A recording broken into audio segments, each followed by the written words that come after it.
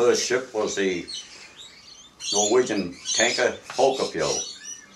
And for a week, while in Sydney, she was the HMAS Folkefjell, which I didn't realise until many years later there, and I saw it in a naval magazine, and I queried it. But then my mind jotted back to 1942 when she came down from the Persian Gulf, and she was still HMAS.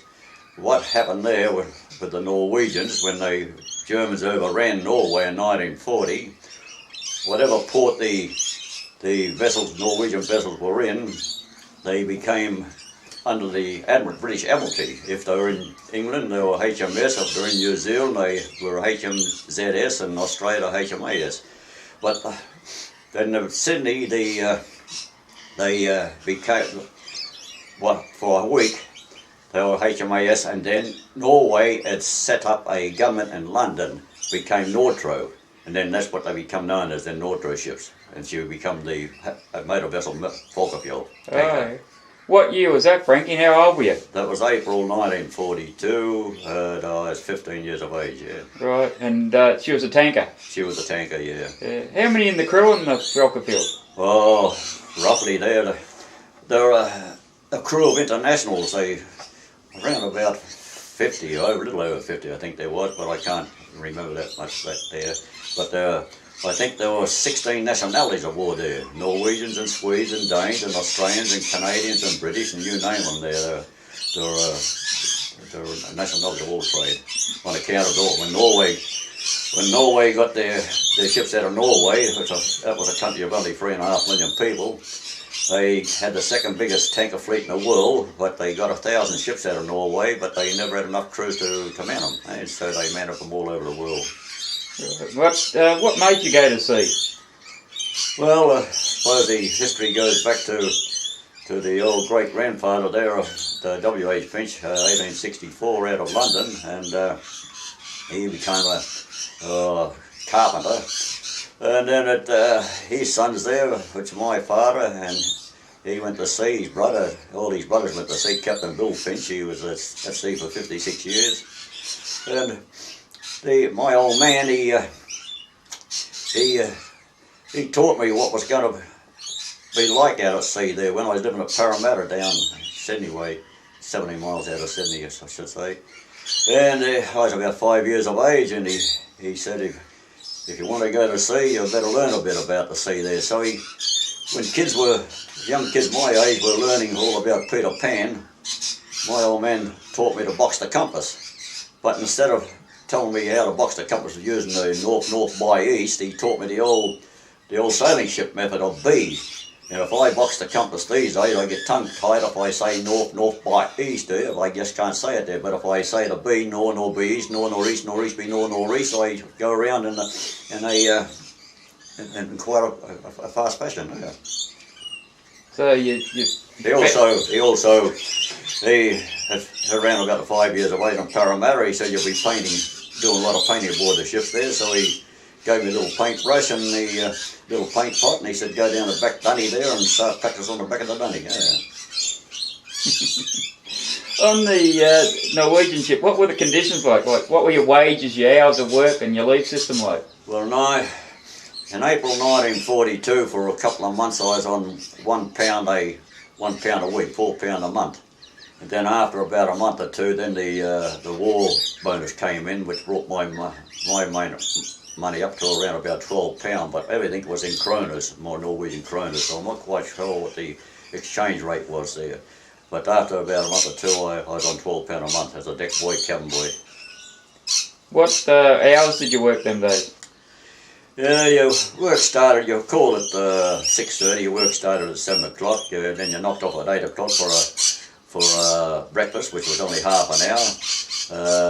Dinner time there, at the lunch time, well, you got an hour for lunch, but then you worked up right to the bell there, 5 o'clock. And how long were you in port for them days on the Folkefjell? Those days with the old tanker system there, and anything up to 2 or 3 days when you're discharging, maybe longer. On that one, what was the food like? The which? The food. The food? Well, if you like fish there, you enjoyed yourself there because on Norwegian ships and all the Scandinavian ships there was fish for dinner, fish for breakfast and fish for tea. There you had lobscouse there, you had fish soup, fish head soups and you name it. Everything was fish just about. I can't remember ever having eggs aboard the ship there, but we might have got an egg once or twice in a week or two. I'm not quite sure about the fish. After the Norwegian tankers, what did you join then? Well, Norwegians, I kicked off two Norwegian ships. I was in 1942. It was the Folkefjell and the Norfolk, and they were on the San Pedro run to San Pedro, California to Sydney, New South Wales. Then the Norfolk there, I got out of there about April 1943. Then I saw that they were in papers and whatever around the town of Sydney there. They were asking for volunteers for the United States Army Small Ships Section. So then I went with the US Army Small Ships in New Guinea there for 6 months. And what were they like? What were the conditions and that like on them? There was no conditions at all there because I think your wages were 17 and 6 a day while you were on standby waiting to go to New Guinea and that. But they could make you do anything. It's like Seaman, when I was in Townsville, I was living in a tent there for about a week before I got my first ship with the American small ships, and then they had you emptying garbage cans in the camp, and then they'd take you out and to Townsville Bay there. What's the name of the bay now? Let me see. I can't think there at the present moment. And you'd be positioning barges for behind the big ships there that were taking the barges to New Guinea. And then as I say, I got my first ship there, and which was the old apple carrier from Tasmania called the Mungana. I was on there for a couple of weeks, running up to Portland Roads and Princess Charlotte Bay. And what were the hours you worked there? Any hours. If they want you at midnight, if they want you to be 2 a.m. in the morning or whatever time there, you just worked, and there was no conditions at all. No leave? No leave. You did your 6 months contract. You signed a contract there, and that was it. When Act of Congress in 1988, we became veterans there, and they gave us all the full United States Army discharge. What was the tucker like on there? Tucker, if you like tin stuff, there was tin this and tin that. The dehydrated potatoes and the powdered eggs and you name it there. We lived on for several weeks, and we tucked from Cairns to Millen Bay there. We just lived on tin stuff. If like a slow trawling like we were on a tug there, it was very slow. We could catch our own fish there, and that was it. We had a bit of fish, fresh fish. What did they provide anything in the way of yarn, linen, soap, or anything like that, or did you have to provide all that yourself? No, they did not. I think you had just a common old grey blanket there, and that was it. And I think it was a straw-blue mattress in the little bunk there. The four of us in the bunk of the volunteer, S93. But there was no linen, nothing provided in that way. And safety equipment there. There was no radios put aboard the ships,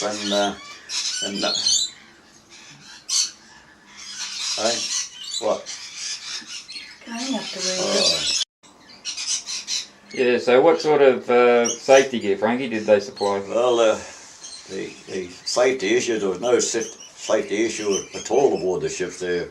The idea with the top brass was to get these vessels to New Guinea at all costs there. If you get them there, good. If you didn't get them there, too bad there. You and the ships are expendable there.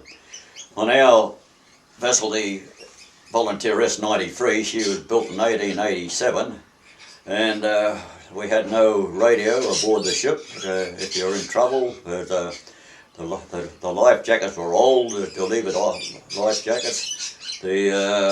For a quick getaway from the ship, we had a 10-foot dinghy, and that was about it.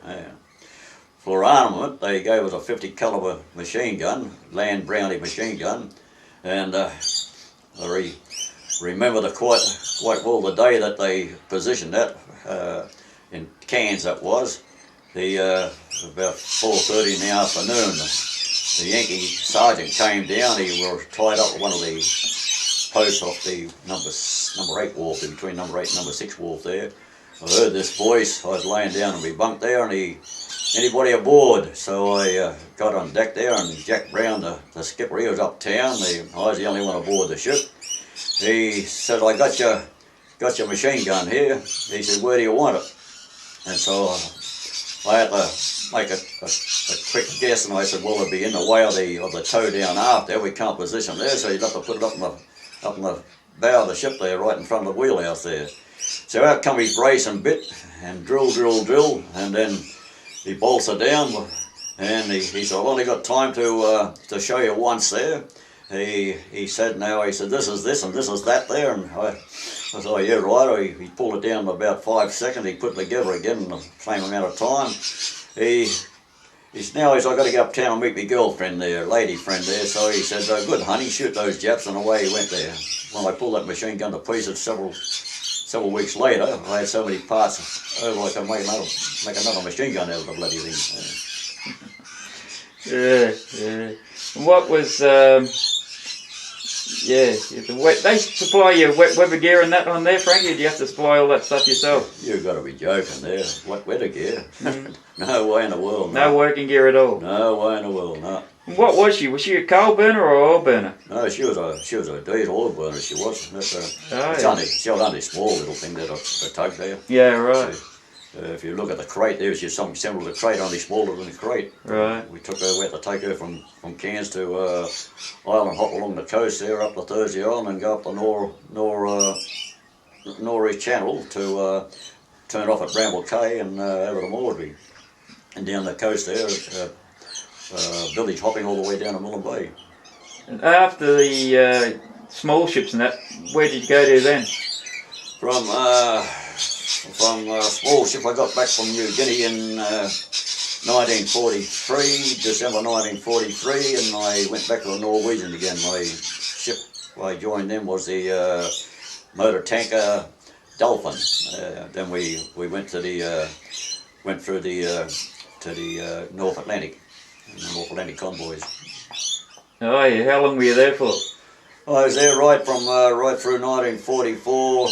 Right to when Germany surrendered in August 1945. We're on the Liverpool and Southampton run in the Swansea and Wales down in England, and then my last vessel when the war ended was we'd gone into took a load of coal from Norfolk, Virginia into Algiers, North Africa, and then we had a bit of a misunderstanding with the timetable there of sailing there, and we missed the ship and sailing time of half a dozen of them. They sent us across North Africa in the train to join her again in Tunis, and then we came out of Tunis and we went up to Oran to form a convoy, and as we come through the Straits of Gibraltar, we formed up our convoy, and a couple of days later, Germany had surrendered. That was the last convoy. Well, not one of the last convoys coming out of the Mediterranean. And after the war and that, what ships were you on then? After the war? Yeah. Well, that was my last Norwegian ship. She was when we took the coal to North Africa. She was the only freighter had been, and all the other ones had 5 tankers, and the last one we took coal, she was a cargo, a freighter. She was a Heimward. And when the war ended, I was in that convoy. We made our way to Norfolk, Virginia, and then I signed off and went up to Baltimore, my old sailing port out on the East Coast, and I saw the British consul there to get us clearance to sail American ships. And he said, "What's wrong with sailing British ships?" I said, "I don't want to sail British ships." He said, "What if I put you on a British ship?" I said, "Mr. Consul," I said, "before you put me on a British ship, I'm still only 17, 18 years of age. I'm too young for the army." I said, "You even send me back to Australia, put me in Ellis Island there." He says, that's your attitude, sonny, we'll never win the war. I said, the war over? He said, no, he said, we've still got to fight the Japanese yet. He said, come back tomorrow morning, he said, and I'll decide overnight there. Now get out of my office. I thought, you cranky old bugger there, what's going on there? So I walked downtown and I find out from a couple of Kiwis and Aussies downtown there, didn't hear about it. I said, what's that? He said, he come to bounce of us there and we destroyed his office. So I'd wondered why the two civilian armed guards were outside his door. So I went the next morning there. He said, I decided to let you go on an American flag vessel for one voyage only. And he says, sign here. And so I signed a paper, and he said, now get out of my office again. Oh, thank you very much. Well, that was the tanker, she was a war emergency tanker called the FQ Barstow. And that took me down to the Caribbean for 2.5 months, running between Curacao and Aruba, back to Colon and Panama there, back and forwards every 10 days there.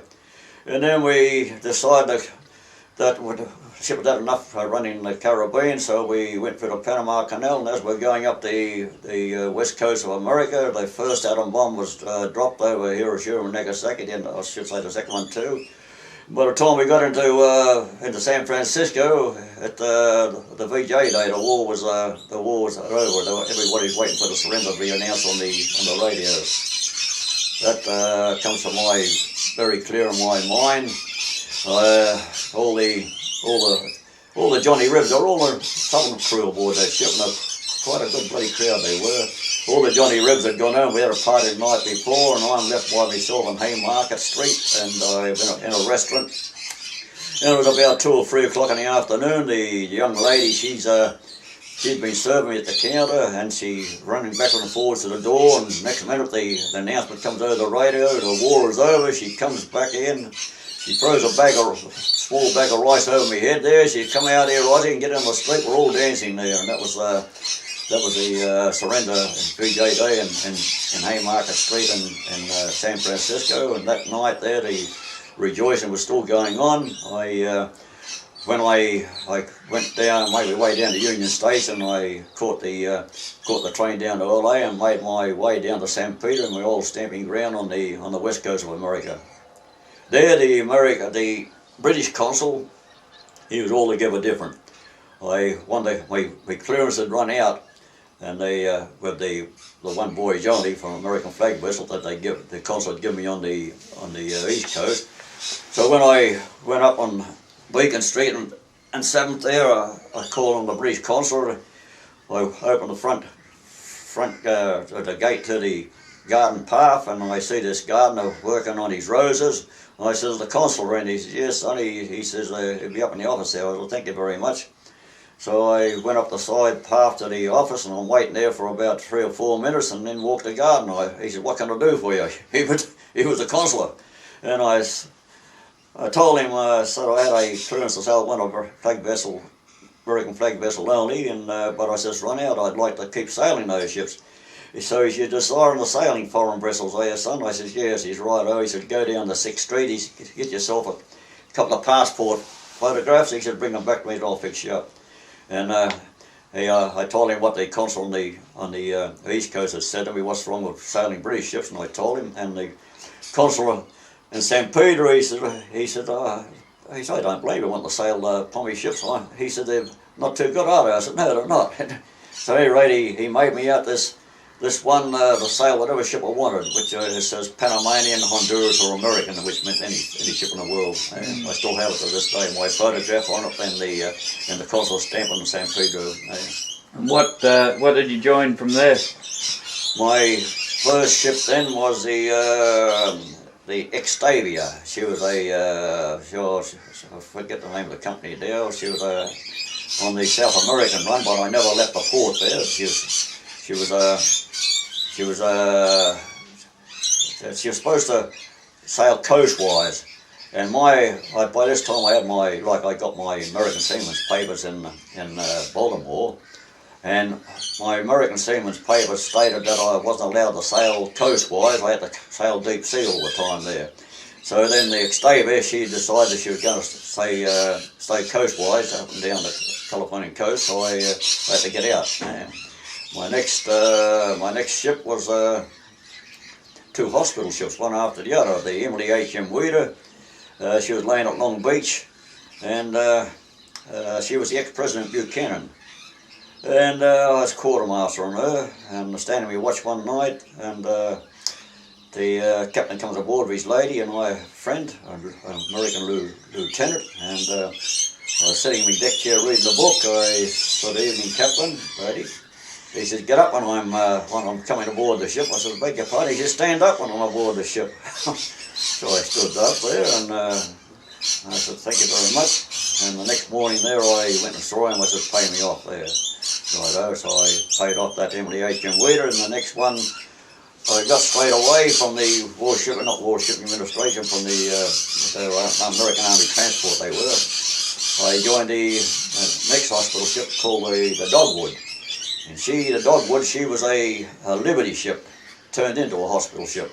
If you looked at her, she looked like an ex-passenger ship, but if you looked at the hull there, you could see the Liberty ship hull in there. They turned Liberty ships into quite a few things. They turned them into tankers, and they turned them into hospital ships, and you name it. They weren't just Liberty ships by themselves. After the American ships and that, what did you do then? Well, after the American ships, that one, the next one after that was the Big Bend, and we were caught up in the firemen and water tenders strike there. Even though we weren't on strike, the firemen and water tenders aboard the ship were, but we, deck crews and that, we had a clearance to go through the picket lines, and we helped out on the picket lines up on 7th Street outside the Oceanic Pacific line, and a few other companies like that. And while we're on the picket lines, the shipping companies, they had their own hoons there coming by with their cars, and they'd be pelting us with rotten tomatoes and eggs and whatever there. And one day there, a young American kid alongside of me, he caught a rock in the face there, and the San Pedro cops that didn't have no love for the seamen there, they stood by doing a big smile on their face there. They were from the police station down on what they call Seven Heaven, down on the corner of Beacon and 7th Street there. It never got its name for 7th Heaven for nothing, because 7th Heaven, the cells were up on the 7th floor. By the time they took you up in the lift there and gave you a little bit of a biffing there, you thought you were really in heaven there. That was my first introduction to the American unionism, when I was on those picket lines. When I was on Norwegian ships, I learnt nothing about unionism. I paid me union dues. I learnt good seamanship and nothing about unions. All my unionism started on the San Pedro waterfront, which has a good history with the unionism. That starting back when I did a bit of a study on some of the old names around there, like Joe Hill. Joe Hill was a good organiser. He was a Swedish immigrant. He arrived in America in 1901. And he started organising a few of the unions around San Pedro, and not only around San Pedro, up the coast, and he went inland. And in the state of Utah, he was framed on a murder charge. And the story goes there, mixed up somewhere with the Mormon church there. It might have been a lady friend or something. And they put her out of state. The stories I got there, they sent her to Canada to keep her out of the trial was on about Joe Hill. First his name was Joel Samuel Hagland. He changed his name to Hill there. They had him in the Utah penitentiary, and they found him guilty. And in the state of Utah at the time, 1915, he was tried. They had a choice in the Utah state of being shot or hung, so they finished up shooting Joe Hill there in the Utah penitentiary there. The other stories I learned about the waterfront there about unionism was old Harry Bridges. Every Australian seaman and wharfie knows about Harry Bridges, how he arrived in America in 1921, and he organised the unions all the way along the west coast of America there, and his name to this day is still spoken of in high regard, even though the American government there to try to deport him on several occasions. He beat the system there. 1934, he saw his first big strike at the Mission Street riots when the police over there, they shot a few of his friends, and that really upset old Harry. He become a real good staunch unionist. To this day, down San Pedro, they got the Harry Bridges Hall down there now. Right. After what other Yankee ships did you have while you was there? Well, after the Big Ben, I had I was bosun of the Klamath Falls. Then after the Klamath, she was a Union oil tanker running between San Pedro and Pearl Harbor. After the Klamath Falls, I had the Beecher Islander. She was another Union oil tanker. I was bosun of her, running between San Pedro and Pearl Harbor. And then my last ship, after about 18 months there, running out of San Pedro. 1946, I joined one of Danny Ludwig's tankers, the Bulk-Hero. He had about 6 tankers. He did out of New York there, the bulk fuel, Bulk-Hero, and all that there. Only one ship was called Pennsylvania. I think she got torpedoed in World War II. The Bulk-Hero took me into. I thought it's now or never. I'm going to try again to get back home. She was on her way to back to the Persian Gulf, which I didn't want to go back there again, and she was in Bataan, and I'd opened my mouth a little bit too much on the way across the Pacific. I said I was going to jump out of deserter in Bataan there. The old man got to hear about it, Captain Williams, and when we got to Bataan there, he called me up to the bridge, and he says, "Look, Ozzy, I hear you're going to leave us." I said, "What do you mean?" He said, "Come clean," he says, and he said, "Don't be so ridiculous." He said, "Look," he said, "in 4 hours' time we'll be over," this is in Bataan, "in 4 hours' time we'll be over Manila Bay there." He says, "I've got to go ashore and get my clearances mapped for the uncleared minefields going through the Malacca Straits up to Persia." He says, "I'll have the purser make up your wages there." He says, "and you'll get a bumboat going out of the going ashore." So he said, "You don't mind what I put in the logbook, do you?" I said, "No, not at all, there, Captain." So I had all my wages made up, and I cleared the Bulk-Hero, and but it was like jumping out of the frying pan into the fire, because Manila at the time in 1946, this was late 1946, it was under martial law. So I waited for the Bulk-Hero to clear port, and then I went up to WSA, which is War Shipping Administration. I said, "Do you have any ship going to Australia?" They said, "We have we have some reef class, not reef, not square, not that. They run down about once a month to Australia." I said, "I'd like to see if I can get a job in one of them." And they said, "Well, yes, righto. Now you'll have to, where'd you come ashore?" I said, "I went to hospital." They said, "Well, you'll have to get your clearance from the hospital before we can ship you out." So there I was stuck. So the weeks went by, and my money was dwindling down too, and at the time, just when the war was over, this is by just now about the end of November 1946, there was a ex-Australian air race in Manila, the Killer Clyde Corwell. He was up there buying surplus Dakotas, American planes, for Butler's Airlines in New South Wales.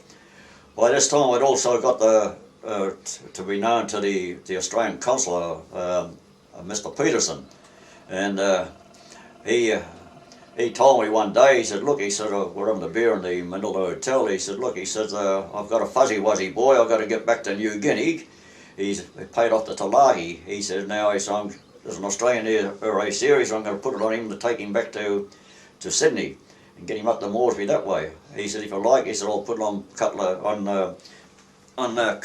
Corwell to take you too, if you don't mind." I said, "Hey, Mr. Consul," I said, "I'll do that Joker's Act there 2,000 years ago. I'll walk across water to get to Australia." So I had to see the consul a couple of days later. He said, "No," he said, "Caldwell," he says, he doesn't want to take the chance of anything happening to the planes there, insurance-wise there. So by this time the weeks had gone by, I'm broke and got no money and no. I've only got the clothes that I'm standing up in. Everything's sold to exist in Manila, and I'm in the swimming pool at the USO club, USS club, I should say, off Dewey Boulevard in what they call Dewey Lane. I'm in the swimming pool one morning, and Helen, the consul secretary, she knelt beside the pool. She said, "Pack your bags there." She said, Cordwell's decided to take you after all. So with this time, as I said, I've got nothing to pack there, and I'm in the consul's car, got out to Clarkfield. Cordwell had 3 lots of papers made up to sign that in the case of anything happened to the planes, that I wouldn't hold the company responsible. And that's how I arrived back home in Australia after December 1943, December 1946 there. I was 3 years away. And I found when I arrived in Sydney there, I had a carton of American chewing gum and a carton of American cigarettes and just the khaki pants and the khaki shirt that I had on. That's my arrival back in Sydney town. Then I had to go find where my family lived. That's about the story of my overseas tripping. So what happened then after you got back to Australia? Well, then I was on here home with her a couple of weeks, and I wanted to ship back out on American ships again there. And I still went saw the consul there, and they were still taking 5% aliens aboard their ships. That's all they're allowed to take. But then there was too much a waiting time there to ship out on a vessel, American vessel, because there was quite a few Americans themselves in Sydney there waiting to get on the ships there. And I saw that I didn't have a chance down here to get back on an American vessel, so I went down. I had to get a job to keep myself occupied. I went down to my old job when I had before I went away to sea in 1942. That was down dairy farmers at the Ultimo milk factory, and I told the manager down there what they told me back in 1942, that my job would be always waiting for me when I got back home. But the system had changed. There was no horse and carts on the run, and everything would change. The zoning had come in, and the new manager said, "Oh, you can't hold that responsible now for your job there, but we'll find your job anyway." They found me a job all right in the yard, and that was cleaning out the stainless steel cream vats and milk tankers that they come in from the country there on the trains and that. And what a job that was! No conditions at all there. No, you got inside the stainless steel vats there and hosing down the cream which was running through your hair and down your neck there. And I thought, my God, there, where's the unionism these days in Australia there? When I knew about the unionism back in America.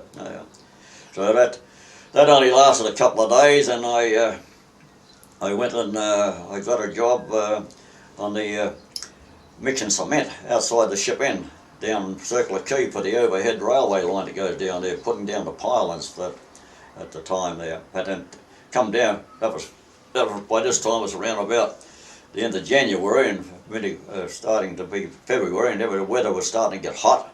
And right opposite the ship inn there, every dinner hour, lunchtime, I'd tear across to the ship inn, have a few beers and talk to the seamen down there. And I was getting itchy feet again. I didn't know how to get on the Australian coast or Australian shipping. So I thought now the only chance was to get back on American ships if I get out of the country and get to Japan there. So I went along and joined the Australian Army, the AIF there, the occupation force, to get up to Japan there. But I did five months in the Australian Army trying to I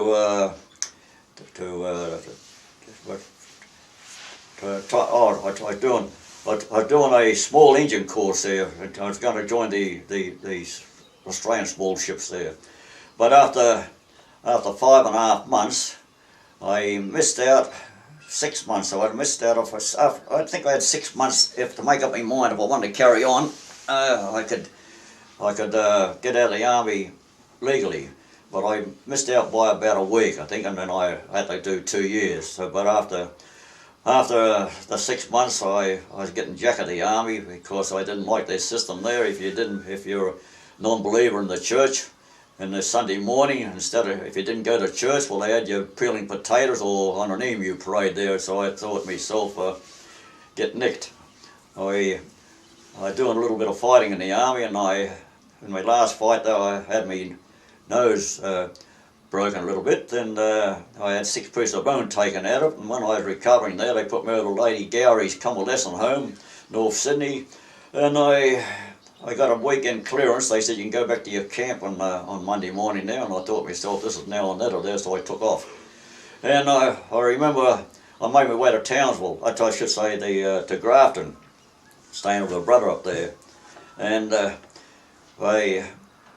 so about 6 weeks had gone by, and a little mate of mine there, Mousy, I'd left in Baltimore, he said, if you ever get to Australia, they look me up and I'll get you on the Australian coast. Little I realised that Mousy never even couldn't get himself on the Australian coast there.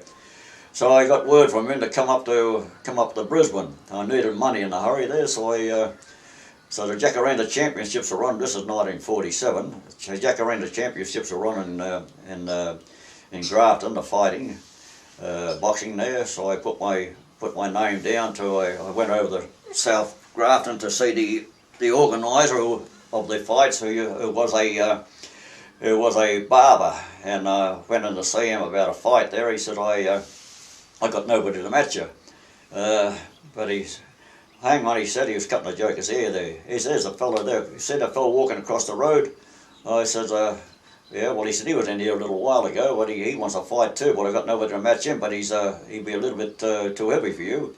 So I said, no, I wanted some money there to get me to Brisbane there. So it was pounds, shilling and pence was in those days. So anyway, I only saw this fellow from the barber shop to the other side of the road there, and come the weigh-in night at but he was 10 stone 7, I was 9 stone 3, so he brought my weight up to 9 stone 5, and I brought his weight down to 10 stone. so I did. I come out in the first round there. I thought, it's now or never there. I'm going to get done by this fellow. So I come out like John L. Sullivan. They're trying to protect me bloody broken nose that I had those 6 pieces of bone taken out of 6 weeks before. And I started off in excellent fashion there, but old Pure, his name, old Pure from Woolgoolga, he was too good for me there. He flattened me in the first round. Not flattened me, but the bell saved me there. And Sam Hagney, he was in my corner. Sam Hagney fought the Alabama kidnap out here. A year or two before, he said, "You're coming out for the second round." I said, "Pig's ass, throw the bloody towel in there." So before the fight, there, this young, Alan Pure, he said, "You want a winner take all?" It was a 4 round. I said, "No." I said 3-1 for the pound for the winner and £1 for the loser. So I took £1 for the loser, and that was my money to get the train to Brisbane. I arrived in Brisbane on a Sunday afternoon. And I go up to Mousy's place over Blimber, and Nellie's mother said, "Oh, Mousy sailed on Friday afternoon on the oil tanker, Shell oil tanker in the Risha." Oh, that's nice. So I finished up after a couple of months in Brisbane. I finished up getting myself on the Australian coast by old Bill Casey. Old Bill Casey was the secretary at the time there. He put me on the old bucket dredge, the platypus, and that was my introduction to the Australian coast. I walked right into the biggest strike they'd ever had in Queensland there. That was the Queensland Railway strike of 1948. By that time it's 1948, February. Yeah. What was the mine strike about? The which? The mine strike, what was it about? No, the railway strike. Railway strike, sorry. Railway strike. That was they were going for a wage increase. To put them on a par with the wages of railway workers in other states there, but the Queensland government under the Handling Labor government, they saw a Handling government, a Labor government, which is supposed to be the Workers' Party. He saw otherwise there, and he wasn't granting it to them, and they struck there, and it involved at the finish. It involved the watersiders and the Seamen's Union. Of course, as the ships are coming in to Brisbane wanting coal. There was just no coal for them. They were tied up there. That was the 3 months that were all thrown out of work, and it sent a lot of the railways Jokers and Seaman to the wall there, because they went down to they were all going down to the second-hand shops and to borrow money out of the shops down the valley there in droves, and 3 months there it was just thieve and borrow to stay alive. I remember one time there where the publicans were shouting us beers, and I was in a Blimmer pub there one day. The publican bought us a beer, and then there was a Chinese crew from a blue funnel boat. It was in the caught up in the strike in the Cairns Cross dry dock, and these Chinese came around to us. Was 3 of us standing there. These Chinese come around to us one day. They said, "You like rice?" And by this time the strike had been on for several weeks. We said, "We like anything there." They said, "Well, you come tomorrow day, same time, we bring you rice there." So the next day in come these Chinese with this dirty big bag of rice there, and for the next few weeks of the strike, all we had to eat was rice cakes, rice patty, and rice puddings, you name it. There we had rice, everything. It's marvellous what you can do with rice there.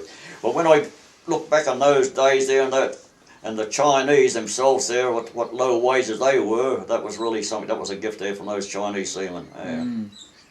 After the platypus, what did you join then? After the platypus, my first ship on the Australian coast was the old Alagna, old John Burke's the Alagna. She was the first ship on the coast there. How many in the crew on her? Oh, there was only about I suppose about 25, something like that, 30. That 2 at all watch. I suppose about no more than 30. Alagna, she was only about 1,000 tonner. We're running between Brisbane and Thursday Island. John Burke had just finished selling. I can't think of it. Oh, the Wandana. They just sold the Wandana and they were waiting for a replacement. When the replacement would be the Ilsana, the Elsiana they called her, Ilsana. So we'd done the 12 months on the Thursday Island run, waiting for her to come out. What were the conditions like on her? Well, fair to medium, better than the Norwegian, but not as good as the American ships.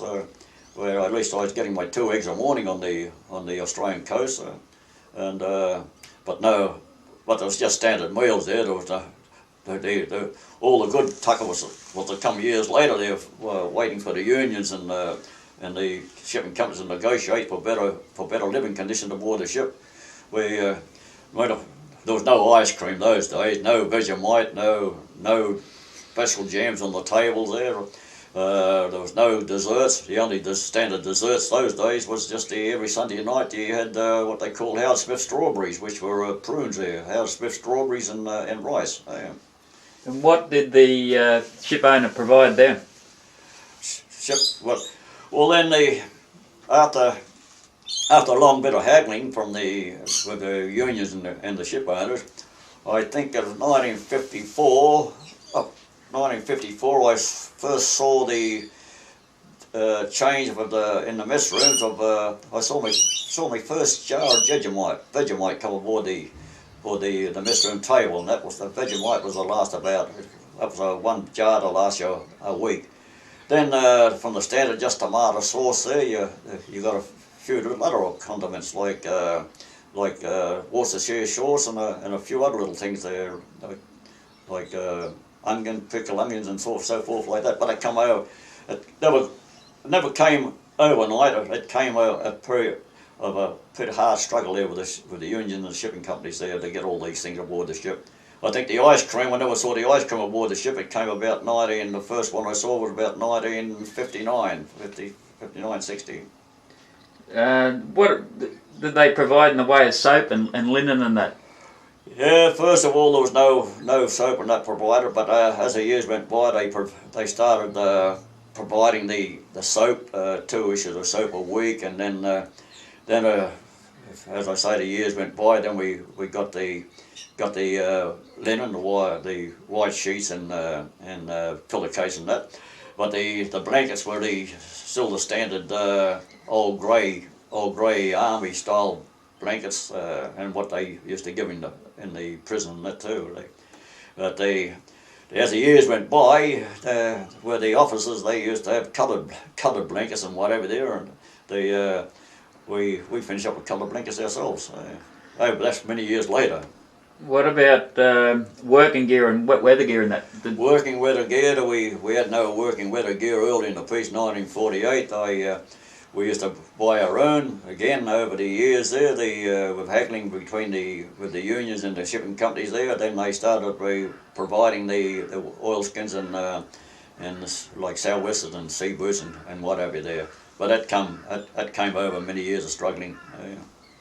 What sort of other ships were you on after the John Burke's one, the Alaga?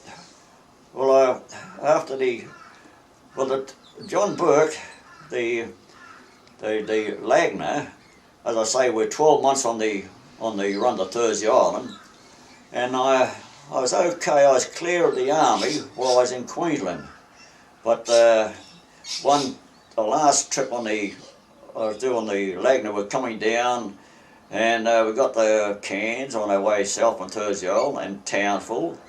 And then we're going into Brisbane, but for some reason or other they decided to overshoot Brisbane and carry on to Sydney, which hadn't been down to Sydney till the war ended there. And this is the first trip down south of the border.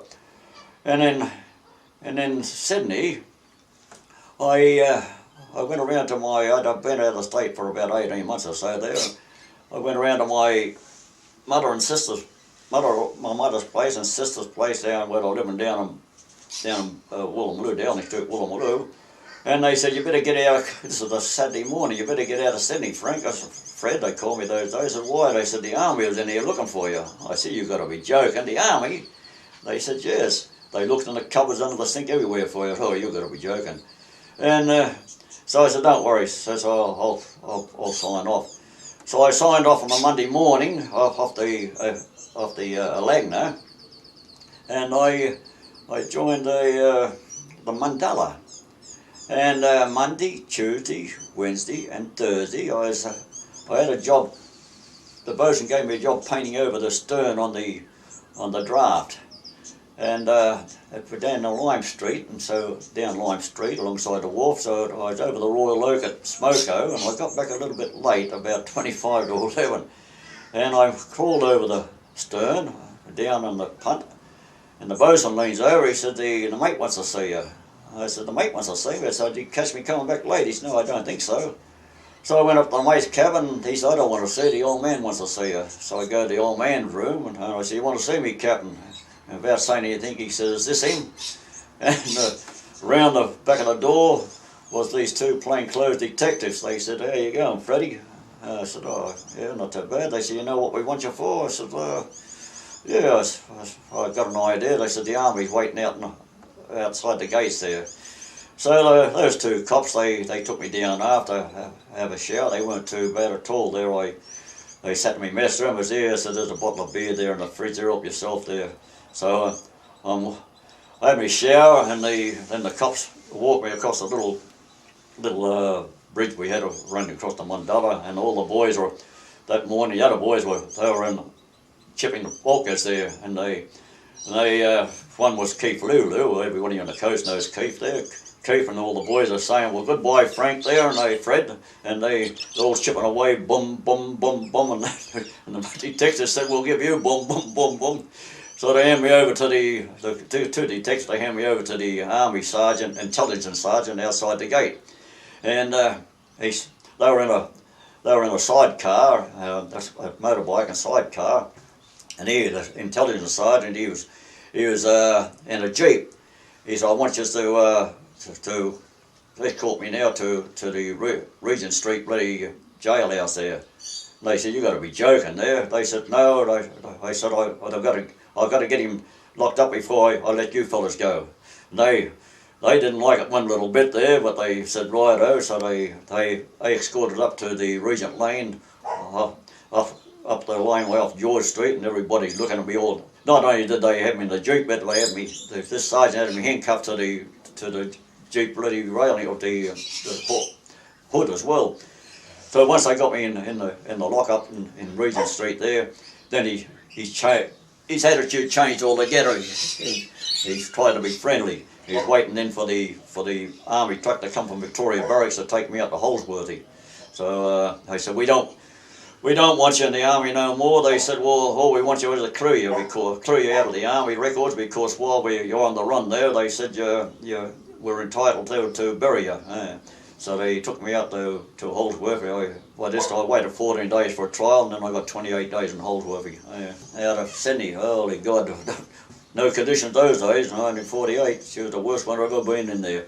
The 60 milers, she come down back to Sydney now. She was tied up for the weekend, and all the Sydney crowd they'd go home for the weekend. I think you paid something like 2 shillings to the cook for your meals award those days for the eggs and that. So the cook, before he went home for the weekend, he left me eggs and bacon and cooked for himself over the weekend. And for lighting, the lighting was all closed down. I had to light around the accommodation was a kerosene lantern. The captain had said to me there early in the piece, he said, you won't stay too long in the ship there. He says, really, for a Sydney crowd there. I said to myself, how true that is. There only lasted the one trip on the Palomane. After the Palomane, where'd you go to then? I think I went on the passenger ships were coming back on the coast then after the Navy had them over all the past years and the war years. I think I was in the Mananda. I joined the Mananda. How many in the crew on her? Oh God, let me see how many. Yeah, now you got me. I'm not quite sure. Roughly. We had about. I think we had about something like about 20 or something on deck there for a start. Same amount down below. I'm not quite sure. I can't put a number to them on one another. Yeah, but roughly all up, how many in the whole crew would have there been? Just a rough idea. In a couple hundred. No, wouldn't be a couple, but close to a couple hundred, counting the cooks and stewards. And skippers and engineers, yeah, right. I wouldn't be quite sure. Yeah, right. Maybe 100. I can't put a figure on that. In your time of going to sea, you would have come across a few characters. Does anyone jump to mind? Oh yeah, when I was on the North Coast Shipping Company, I was in the Wairala, the Waiangry and the Ulmarra. The Ulmarra, these are North Coast Shipping Companies. They had 9 ships running at the Finch. The Ulmarra we ran on the Clarence, taking general cargo from Sydney up to the towns along the Clarence. On the way back, we take sugar from Harwood Island back to Sydney. On the Richmond, there was the Wairala and the Waiangry, and we did the same there, taking general cargo up to Lismore, all the ports along from Ballina up to Woodlawn and along the river there to the town wharf in Lismore. Yeah, there was one bright character there. It was the captain of the Wairala at one time, and he was also on the Waiangry too with me. He was Black Jack McGee. He was the captain there. Black Jack went to sea when he was 14 years of age, and he died at 91 years of age there. But one little incident comes to mind. 1950, we were laying at late part of 1950, or might have been 51. We were laying at Broadwater, and it was around about February, and it was a very, very hot day. There was no conditions those days working down there. You used to work your own cargo. You had free river wharfies who worked the river with you, and the rest of the town wharfies were in Lismore and down in Ballina there. But we worked the cargo ourselves down at Broadwater with free wharfies there. And come lunchtime, after lunch this day, tempers are running a bit hot, I suppose. The cow, Black Jack McGee, was on the wharf there. We had to shift about 15 feet. And so I was down aft on the capstan, and up forecastle there was 2 AB. I'm down by myself, and there was two ABs on the forecastle lead on the windlass there. So Black Jack says, heave away forward, slack off aft. So I started to slack off aft, and as the ship started to move there, I'm surging away on the capstan. She jumped out of my hand there, and by the time I got it back on the capstan there, we'd drifted off the wharf about 6 or 7 feet there, and old Black Jack started to do a war dance. Hold that bloody ship alongside the wharf. What's wrong with you? Not a seaman's ass and all that. And of course, one thing led to another. I said, go and get nicked and so forth there. He said, don't you talk to me like that on the captain. I said, I don't give a shit there. So he said, I'll see you later. I said, yeah, you sure will. So anyway, we finished cargo about 4 o'clock that afternoon. The temperature had been about 100 degrees down the hold. And I told you, just a couple of small little fans to keep it cool. At 4 o'clock, I finished the crew. I had one of my kids in hospital over in Lismore, and my wife was in Lismore. So the crew said there's a shoot off back to Lismore for this evening. We won't be leaving here till 11 o'clock that night to cast the tide down to Balna. You won't be missed because the engineers and the mates will let go of the ship. That was the system those days, to give the ABs a bit of a rest before they travelled the 20 odd hours down to the coast there to Sydney after working the cargo in the port there. So I went back. I used to have to ride back to Lismore, and at any rate, that 11 o'clock that night, the engineers and the mates, they let go the ship. All right at Broadwater, but coming into Balna, old Black Jack, he smelled a rat, and the rat was me. He must have been counting heads, because when she finished tying up down at Balna, and the crew were having a cup of tea and coffee before they turned in, old Black Jack come to the mess room door. He says, where's Finch? And they said, oh, he's probably turned in by now. So Black Jack went down to our crew quarters on the stern there, which were eight men to a boxed up cabin affair. It was only small, and accommodation was bad those days. He saw I wasn't in my bunk there. He come back to the mess room and he said, Finch is not aboard the ship there. So Dick the Russian, sitting down, and looked up at Black Jack. He said, the bird has flown. And old Black said, Jack, he had a bit of sense of humour. He said, it'll be open season for Finches in the morning. So the next morning there, when the wharf is turning to at 8 o'clock, I'm seeing them walking up the brow to start work. I tried to get amongst them, but Black Jack was talking to the marine superintendent and the wharf there, and he spied me. He said, Finch, get here. So I go back. He said, where'd you get to last night? So there was no beating around the bush. I said, oh, so I went back to Lismore. He said, oh, so you went back to Lismore, did you? I said, yeah. He said, well, you can bloody well go back to Lismore from Sydney. I said, fair enough. So 20 odd hours later, we're steaming up Sydney Harbour, and I knocked on Black Jack's door. And this is the type of man he was. Once he's blown his top there, everything's forgotten. So I said to old Black Jack, I say, hey, Captain, what time do you want to see me at the shipping office? He said, what time do you want to see me at the shipping office? Oh, well, whatever time suits you. But I wasn't going to tell you. Asked me the priest, sir, can I stay aboard the ship there? So, I said 11 o'clock. He's right at 11 o'clock. So I left the ship. I left the wire. I think that might have been a Waiangri.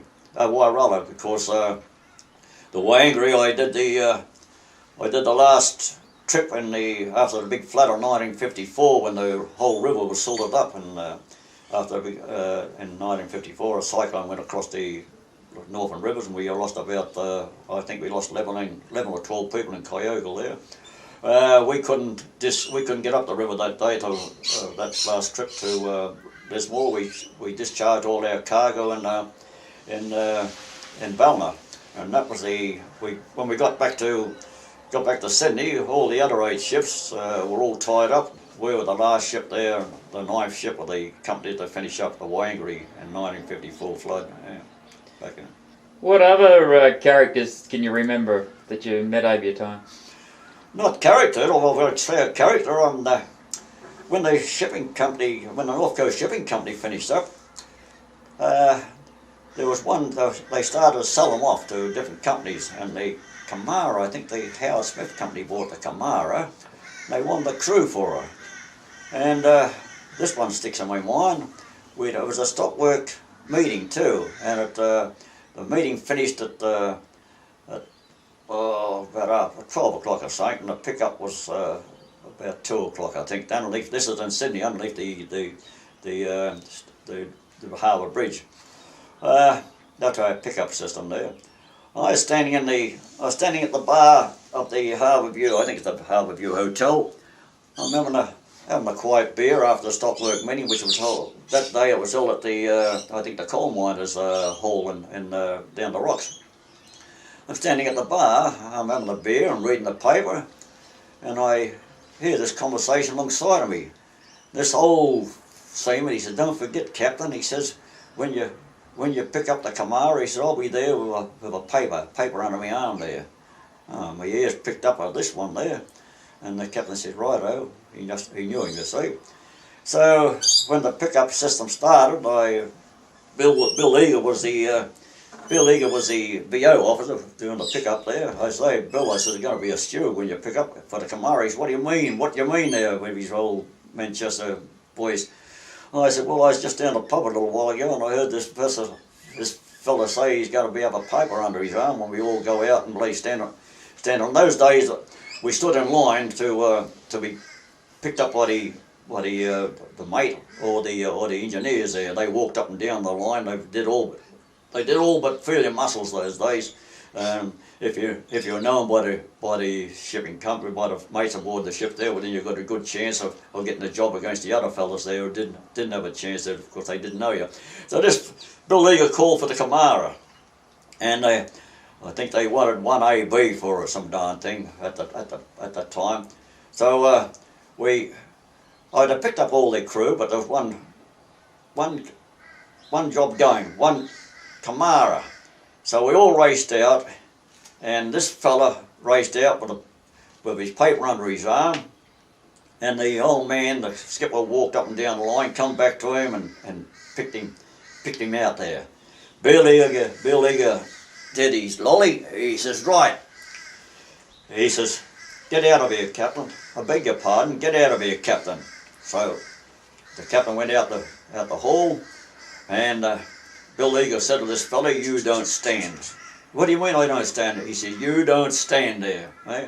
So we sat down on the beach there, and they opened the doors again to the pickup, and the captain came in, and Bill Eager called out 1AB for the Kamara. You went back to London to a bridge. We all stood up there, and this old joker, he had the cheek to stand again with a paper under his arm there. And that's when Bill done his noddies. "Righto, Captain, that's the finish of your pick up the day to get out of here." And Bill, I don't know if Bill took this fella's book off him or not there, but anyway, that was a system we stood under those days there, where some would write the system. Mm. In your time at sea, you would have come across a few good times and bad times. What stick to mind? There were good times and bad times. The good times outnumber the bad times, I suppose. But some of the bad times there, when in the passenger ships there, I sewed two fellas up on the Australian coast here. One was a seaman friend of mine, and I had to sew him up there and put him ashore in Thursday Island. But earlier in the peace, 1952, on the Canimbla,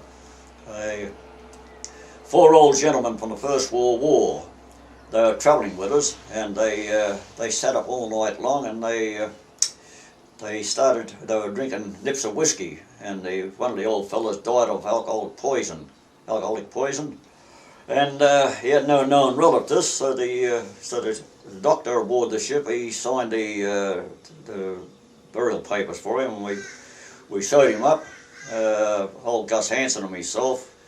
Gus was the bosun, I was the storekeeper. We sewed him up, and we put him over the side just at midnight, just after midnight that night, when most of the passengers would be turned in. But the word got around there that there was going to be a burial at sea, and every Tom, Dick, and Harry was hanging over the stern there, watching us put the fellow over the side. That was one of the sad parts there. But there was other ones too. Later on, I was in the manure there. There was other people died there. Quite a few of our fellows weren't too interested in pulling dead bodies out of cabins and whatever. So I'd go in there and help to bring the bodies out there. And those days we used to put the bodies amongst the in the cool room amongst the cellars there, the coal with lettuces and tomatoes, you name it there. But these days a little bit different now, where they had morgues or water ships. In your time at sea, you would have come a few hits or near misses on the ships you're on? Yes, it was going back and near miss it. Well, going back to the small ships, I suppose one early in the piece when we were at Volunteer, we had a barge. First of all, they gave us a barge of 50 tons there, a bitumen barge there from Cairns to take to Mullen Bay. We didn't even look like getting halfway before we'd have to pack up with that one. So we found out the towing of her was only doing two and a half knots an hour there. We only got as far as the Double Island Point outside of Cairns there, and we ran into a live firing practice by the Yanks. They sung out hail us there, anchor the ship there, and stay there. So the captain, who was an old captain there, he says, go, a Norwegian captain, he was about 70, 80 years of age then, he said, go ashore, he said, and ring up and find out what's going on. I said, what do you mean go ashore and ring up? I'm only 16 years of age there. So I go row ashore there in the dinghy, and while I'm ashore, looking for a non-existent telephone, of all bloody places, because there's nothing that's around Double Island Point's around about Yorkie Knobs these days. There's nothing there these days. And while I'm out ashore, I noticed that the Volunteer had up anchor, and she's turned around, she's heading back to Cairns, and that leaves me on the wharf dancing up and down like a bloody red Indian there, going off my head. And I decided I can't stay there all night long, all afternoon, so I started to row back around the coast there on my idea of rowing back to Cairns. But I come around the headland, and there's all these Yanks and their girlfriends on the beach having a bit of a party. And so I joined them. They said, what are you doing? I said, that bloody thing there. I said, on its way back to Cairns there. Is you on that? I said, yeah, we're taking her to New Guinea. I said, but she's, for some reason or other, she's on her way back to Cairns. Oh, they said, stick around with us, we'll take you back tonight when we go. So I didn't mind that one little bit. It was becoming a war without tears. I stayed with them. The girls, they enjoyed themselves rowing the 10-foot dinghy around, and I enjoyed eating their cakes and drinking their beer. And the Yanks took me back to Cairns that night. Then later on when we got underway again after everything was straightened out and back in Cairns, and we took the Volunteer on their road. Volunteer, they got rid of the 50-ton bitumen barge. It was too heavy for it, and they gave us a 17-ton marine ply barge to tow, and we did island hopping along the coast to Thursday Island, and then we started up the Northeast Channel. Well, no sooner starting up the Northeast Channel than the heavy weather came in there, and we were supposed to make the Coconut Island our first run, which is 60 miles from Thursday Island, but we were only, with the heavy weather against us, we only made a place called Saddle Island, which no inhabitants on the island there, but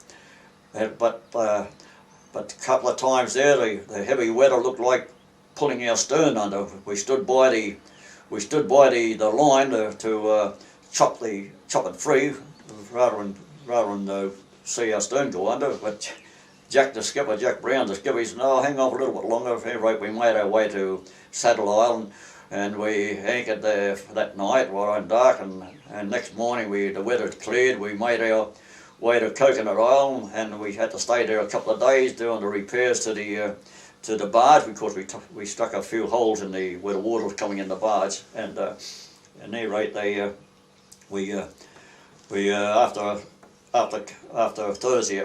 Coconut Island, we had a native pilot, one of the TI pilots. He was just an ordinary seaman, I should say, but he was going back to Darnley Island.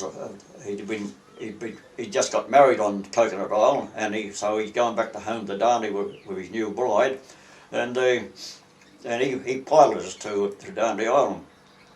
And when Darnley Island, we stayed a day there, and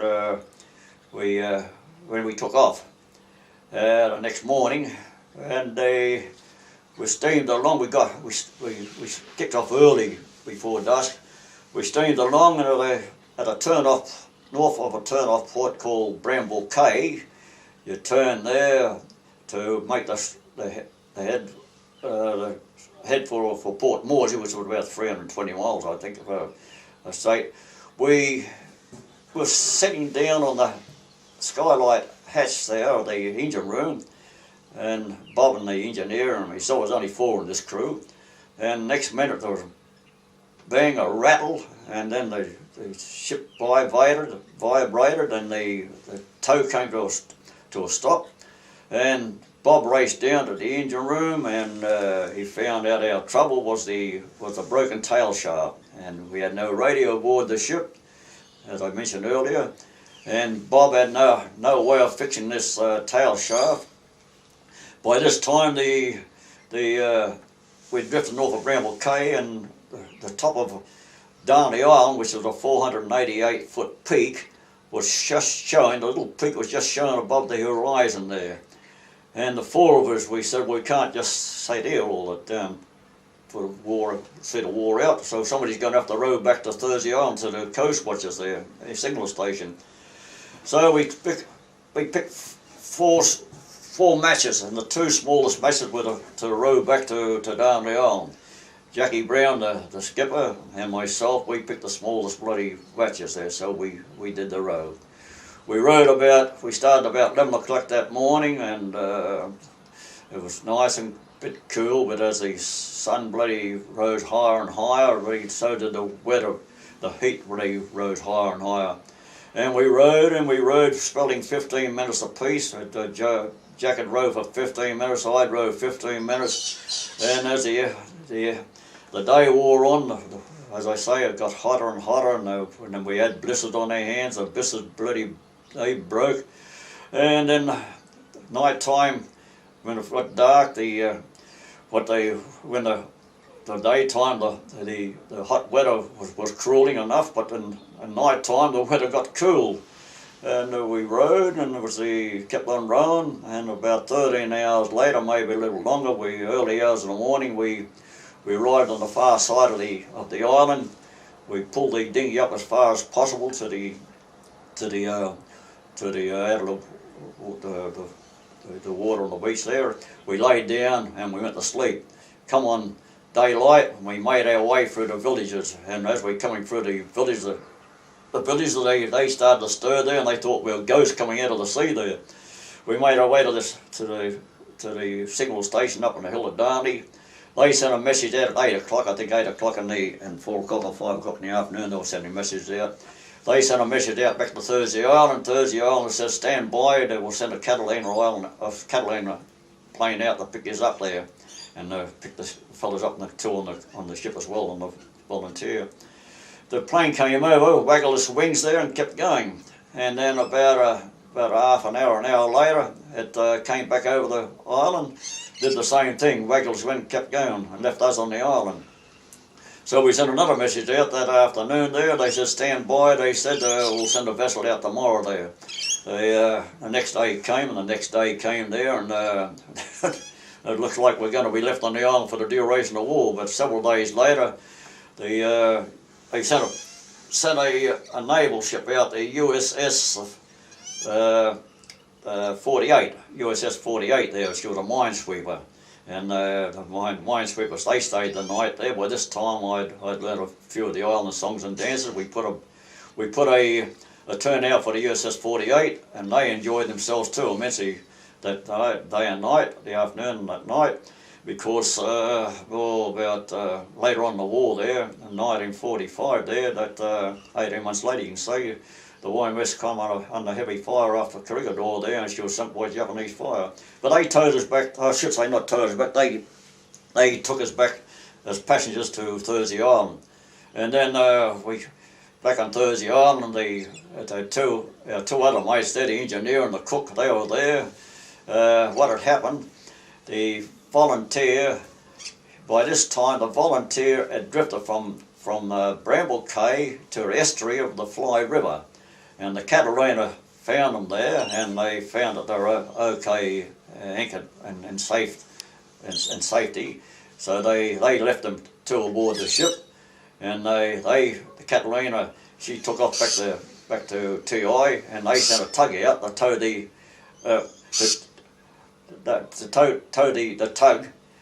tow our tug, the Volunteer, back to Thursday Island, but they left the barge at the estuary of the Fly River, and that wasn't picked up till 9 months later. And then the next time out, next time out of Thursday Island, we had no barge to tow. We just went directly to Coconut Island, spent the night there at Coconut Island, and on the Darnley, spent the night at Darnley, then took off there and on our way to Port Moresby. We arrived at Port Moresby right on dusk, and Jack, he didn't like the chance of going into Moresby without no proper charge. We had no proper charge for New Guinea, and we only had 30-day free coded flag signals issued to us back in Cairns there. So arriving off Moresby and dark, and the weather closed in. There was raining. We didn't go in that night because, as I said, Jack was a bit worried about getting to Moresby. We steamed up and down outside of Moresby, up and down all night long. And next morning, there was no land in sight. We didn't allow for a strong drift of a southeast heavy drift out of Moresby, current there likewise.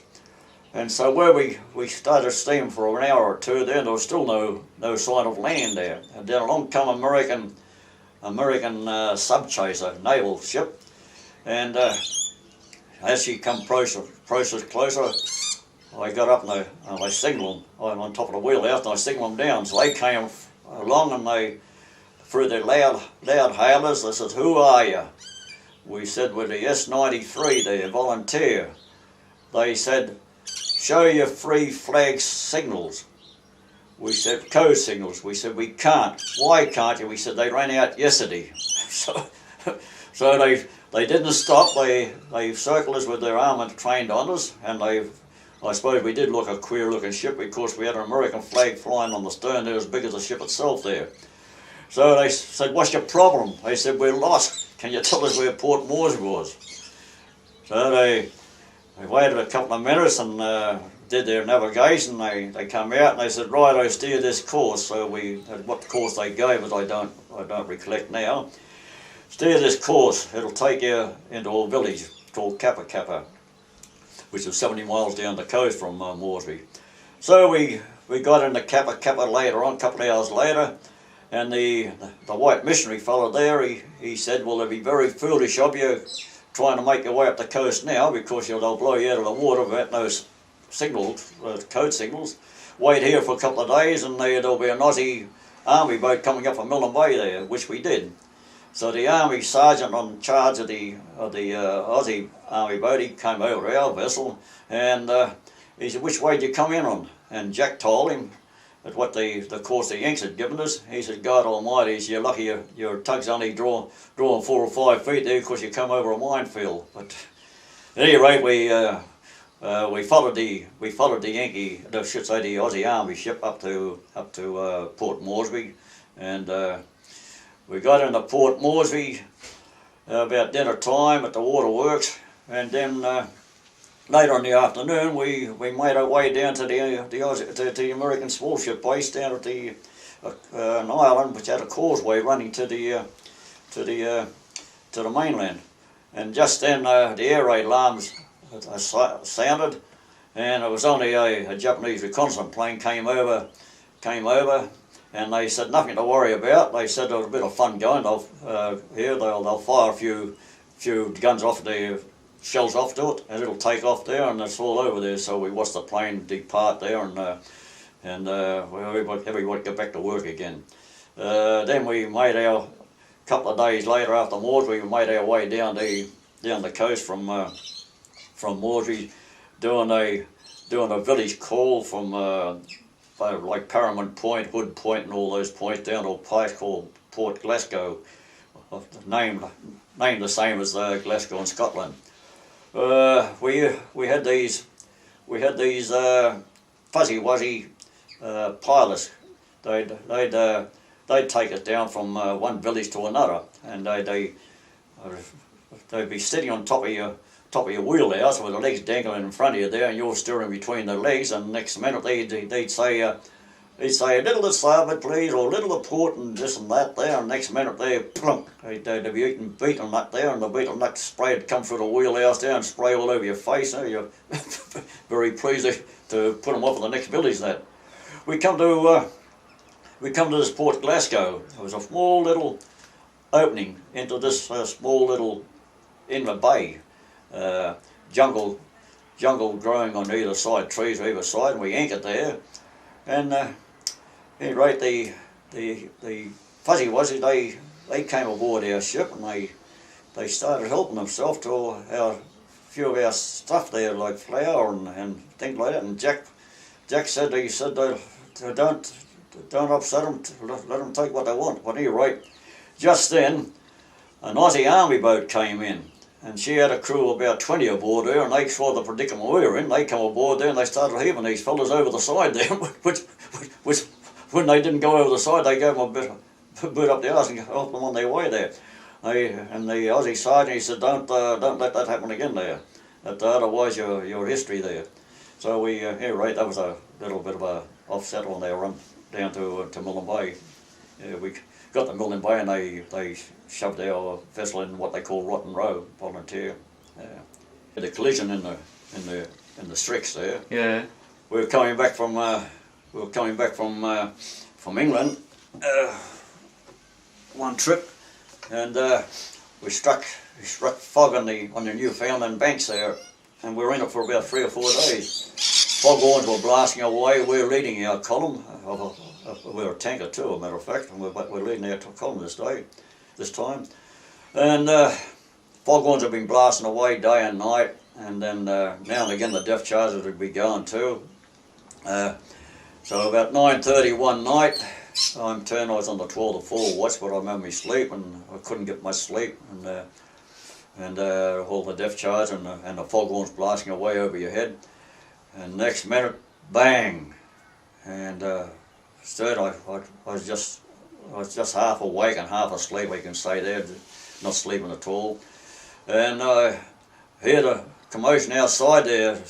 Some voices in English there saying torpedo, torpedo, and the voices saying no, what's happened? Don't know. Something happened up forward.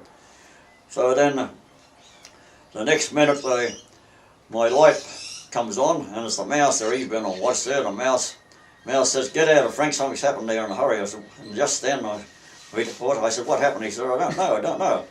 So just then, bang, outside my cabin, the bulkhead, which is on the stern, on the poop deck, the vibration of the ship there, and the next threw me out of my bunk. I landed in the bloody I had a form in the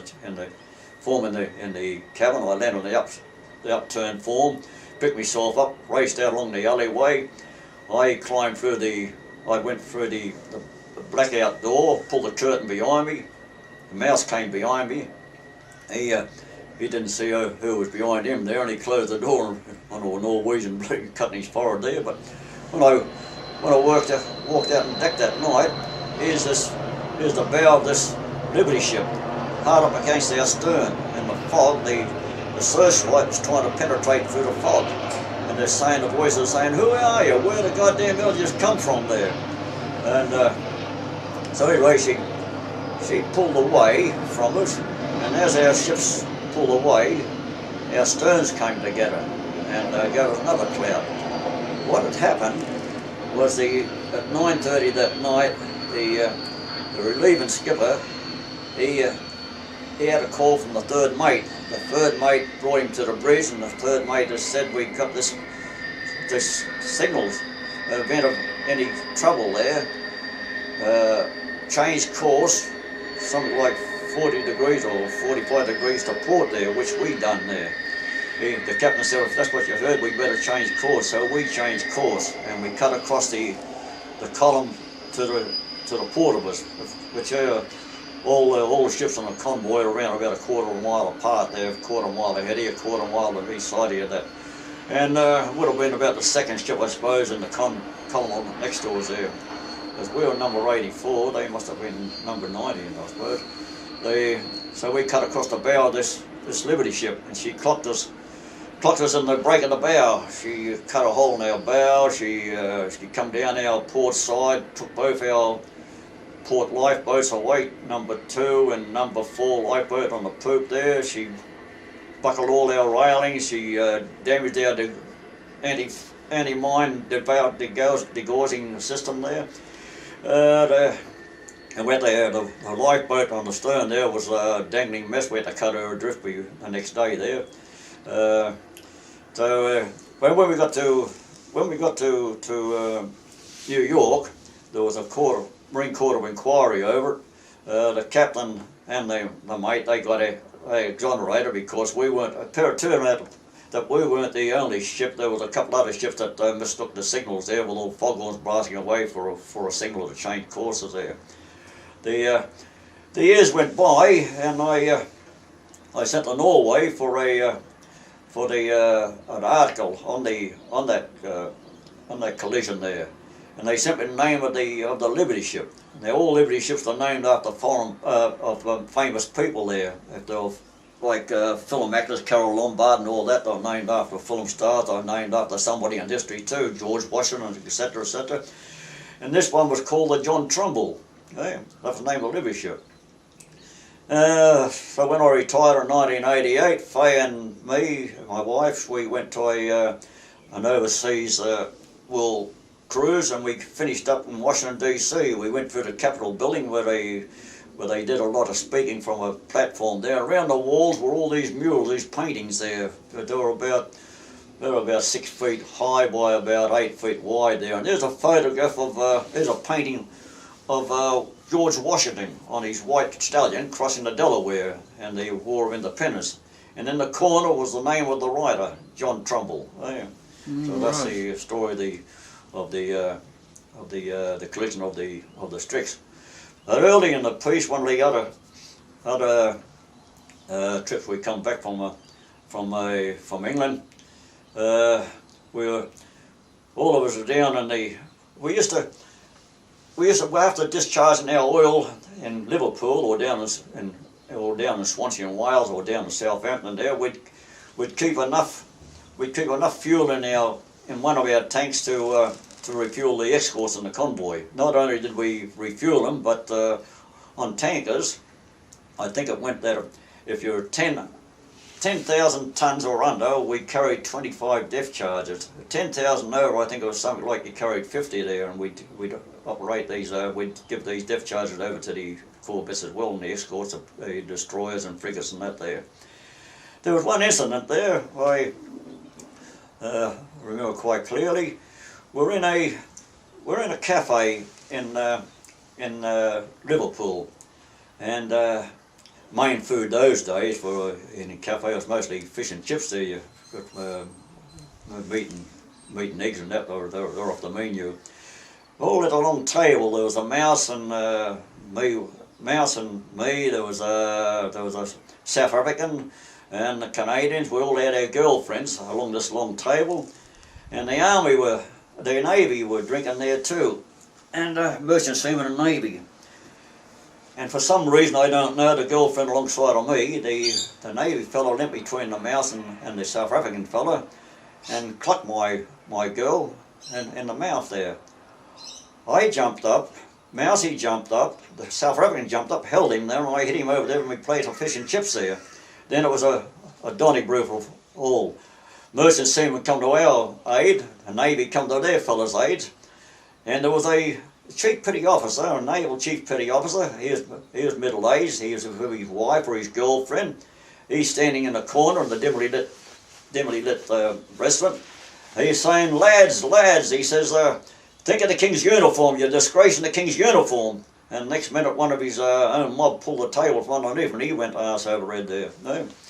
So the shore patrol, they came, and they don't touch us, and the civilian coppers come too.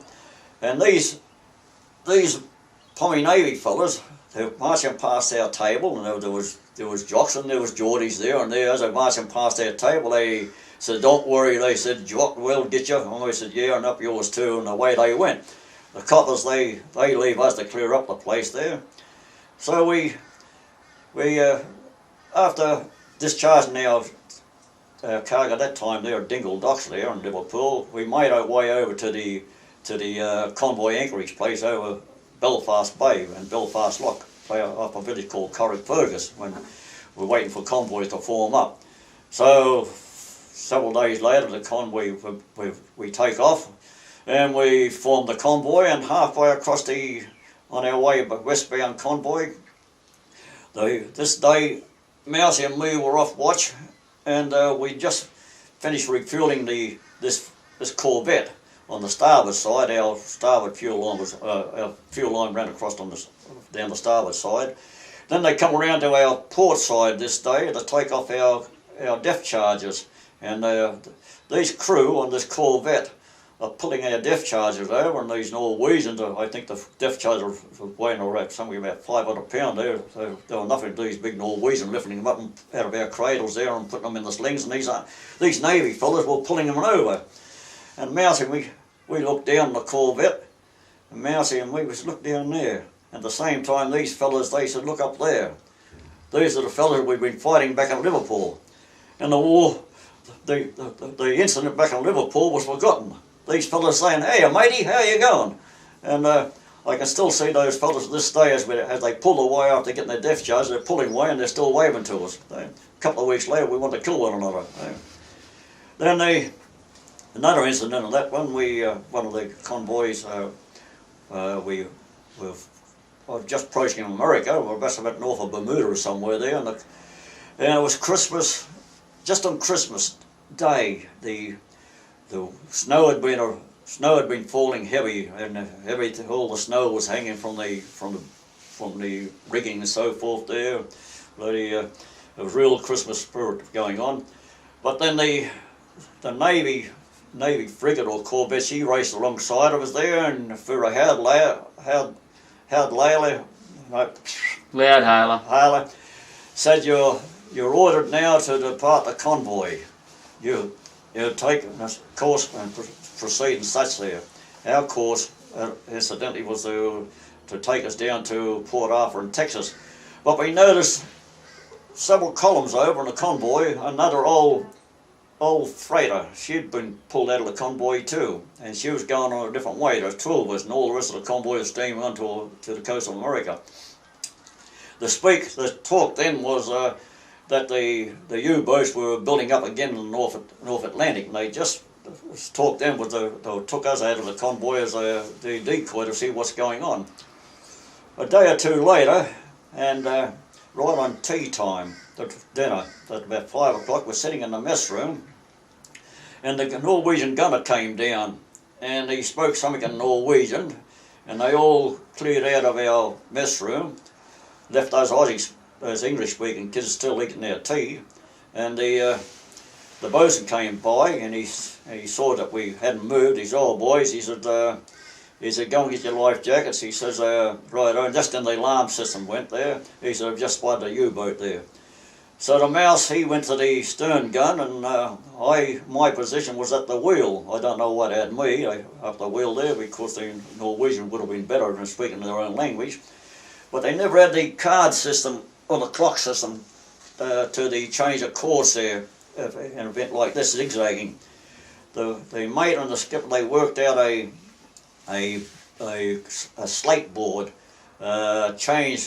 changing course so many degrees, so many minutes, like 2 minutes or 3 minutes, I'm not quite sure now. And then you look at the board there, the slate there, and I'd change course for so many degrees to starboard or port there, backward and forward zigzag. The weather, as I say, a couple of days earlier it had been snowing, and also there was a bit of a not a sea running, but a swell on the water. And the swell was still running this day, and we sighted the U-boat on a couple of occasions, and they couldn't take a bearing on us. We couldn't take turn our gun on them, And after a while, after a couple of hours of zigzagging, we gave it up there and we kept on our course to Port Arthur. Wondering, to this day I still wonder now, what was a U-boat doing so close to the top of the water, heavy swell, when they could have been riding most peacefully down below. And it made me wonder, and I've still got to write Norway's to find out more about this, because it makes me think it could have been a U-boat that had already been sunk there and it floated to the top, more or less still underneath the water. Or was it one of the, we mistook a U-boat for one of the Yankee U-boats or something operating around there. It's just one of those things that I've got to find out there. At any rate, a few days later, we tied up in Port Arthur down in Texas there, and we loaded up and made our way back to up the east coast. We called in Elizabeth was up up the river from New York. I think Elizabeth was in Pennsylvania. We took on, later in the war, not only did we carry oil, but over our decks there, we had another deck, say about 8 or about 9 feet high over the tanks there, girders everywhere in all directions, and we lashed aeroplanes on there. We lashed barges and tanks and trucks and God knows what. We're all over our decking there. And also we took on our depth charge as well, more depth charge as well as our cargo of oil there. Then we'd come down, we'd anchor in the Hudson, and talk about a joke in wartime there around the bars in New York. They'd have signs there, don't talk, the enemy listens. So they even had women bloody mixing amongst the crews there, mixing about seamen in the bars there, and saying, "What's ship you off, honey?" and all this. Where you sailing and that there. And if you open your mouth too much there, these girls, some could speak 7 different languages there. They'd excuse themselves for a while there. They'd go to a telephone, ring up the security there, and they'd come and march off there. But what a joke it was there, of course, when you're up the Hudson River, waiting several days for the convoy to kick off. Yeah, to go from New York, first stop would be Boston, before Boston up and then up to Halifax in Canada. There was an inland way too through the East River there, turn around from Hudson, go around the East River up through under the Brooklyn Bridge, and that's the inner way through Long Island, up through what they call Hell's Gate there. But as I say, what a joke it was there, kind of keep a secret of the ship's sailing, because as we were sailing up the East River and that, the people would be on the banks waving to you, and they'd be hanging out the office buildings waving to you there. So we get to Boston, and from Boston we'd join another convoy, a BX convoy. That was a BX from Boston to Halifax. On the way up the coast this trip, that was the later part of the war. This is January, February 1945. Word has sneaked through that three ships had been sunk outside of Halifax. One was the Apple Viking, one was the British Freedom, and the Liberty ship, the Van Buren. She was torpedoed, but they beached her. Around the corner, at Sydney, Newfoundland was the 2 other ships there. One was Norwegian Polarland was, and the other one I can't think of her name now. I think she was a Canadian one that sunk there. But the Norwegians had been on earlier convoys, and when things were bad in the North Atlantic in 1942 and 43, they were a bit itchy there. And we outside of Halifax that night before we arrived in there was one hell of a noise there. On account of these, just the 10 days, 2 weeks before, when these ships were torpedoed. This night there, the Canadian torpedo boats, they circled around us. They were dropping depth charges all night long there. It was one hell of a racket there. And we got into Halifax there. That was okay. And after Bedford Basin, that was the anchorage place for us. We were waiting for the convoys from from Halifax to England there. But I find out many years later after the war, I'm in the Ampol Sorel, and the captain there, Peter Truscott, he had been in the Upper Viking, which was torpedoed. He was only 16 years of age. He was a apprenticed officer. He was a cadet officer there. I got talking to him one day, and I said, I believe he was in the Upper Viking, which was torpedoed. He said, yes, indeed, I was. I said, you were torpedoed by U-boat 1232. He said, oh, I didn't know what U-boat torpedoed me.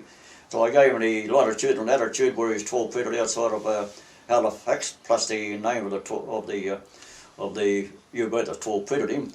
And a couple of days later, I'd given him a bit of information, read it down for him, wrote it down for him, and he come back to me after his siesta one afternoon. He said, hey, Finch, he said, I've just written my dear old mother in London there an article about the torpedo and the Upper Viking there. And he says, there's a copy for you too. I said, thanks very much, Captain. I looked at it there, I saw my information I'd given him. But I worked out, when he after his torpedo and the Upper Viking, he was still in Halifax, and he would have left in the same convoy as us there a couple of weeks later, back to England there, on a ship called the Apple Duke. He paid off back in England there, and just before the war ended in May 1945, the Apple Duke was torpedoed too. 1955, the Cyclone, I think they call the Cyclone Annie. We'd bagged sugar those days. We loaded sugar at Townsville, and we topped off a bag of sugar down in Bowen. But while we're alongside in Bowen, word came through that the cyclone had developed in the Coral Sea. So we cleared port, and we're sailing down the Whitsunday Passage, and we got word that the cyclone was approaching quick, so we anchored behind at Mackay at St. Bees Island, which is just out a couple of miles off Mackay. And thinking that we're very safely anchored at St. Bees, the cyclone came over, the weather closed in, and that next day, next morning, the mate gave me orders to make sure everything was ship shape, everything tied down less securely there. But then the weather closed in, and later on in the day, we're all sitting down out of the weather in the mess rooms or in our cabins, and the engineer inside the first, he attracted the lookout on the lower bridge, and the lower bridge had bloody earlier reported also that they looked like an island materialising out of the mist in the foggy rain that day. And they called the captain, and the captain said, no, it's just heavy cloud. But then down from the stern they saw quite clearly that it was an island, and all hell broke loose. Unbeknown to us, we'd broken our anchor chain, and we drifted 9.5 miles to the east in the inclement weather, and 9.5 miles to the east, and it was Caulfield Island, and we looked like heavy seas were breaking on the beach there, and they looked like we were going aground on the island. They sent for the boatswain to heave up the anchor, which I raced up forward, and that's when I pulled the chain in on the windlass, plop. It was just a chain, no anchor. That's when we realised that we'd broken. We hadn't drifted there. We'd dragged the anchor. We'd broken and lost our anchor altogether. But this time the surf was breaking on the rocks there, and the old man, when he had been notified the anchor had gone there, he put the engine full astern. We went full astern, and we did a lot of damage to ourselves there. We brought over the seas over the stern. We finished up with 500 ton of water in the engine room. To the coal burner, we had 80 ton of coal loose in the stokehole, and we drifted all that night in the dark, and then come everything was happening so much all at once. The hatches later on in the afternoon, the hatches all started to blow out. The tarpaulins were pulling out of the cleats and that. We had to get out on deck there, and with the seas coming over, and put more wedges in to hold the tarpaulins down. Even though we had cross battens to hold the hatches down, the tarps were still lifting. Water was seeping through into the cargo holds, and as the cyclone processed, it caused havoc, and all the awnings, the steel awnings, were bent down. The lifeboats, we couldn't launch the lifeboats. They were all the rope rings to our blocks that hold your lifeboats up and down. They were destroyed.